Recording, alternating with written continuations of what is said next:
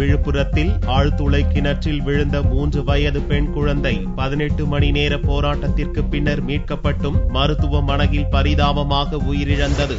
விழுப்புரம் மாவட்டம் தியாகதுர்கம் அருகே பல்லகச்சேரியில் மூடப்படாத ஆழ்துளை கிணறு ஒன்றில் 3 வயது பெண் குழந்தை மதுமிதா சனிக்கிழமையன்று காலை தவறி விழுந்தது.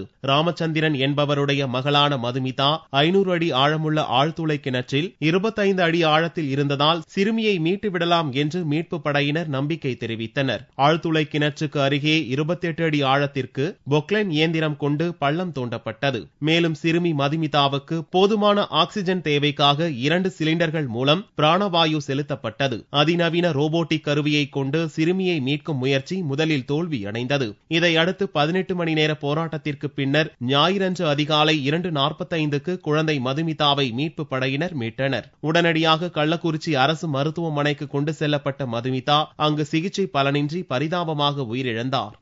சிறுமி தீவிர மயக்க நிலையில் இங்கு அழைத்து வரப்பட்டார். அழைத்து வரப்பட்ட நேரம் 3:30. அவருக்கு எங்கள் மருத்துவமனையில் அதிநவீன தீவிர சிகிச்சைகள் எல்லாம் மேற்கொள்ளப்பட்டன.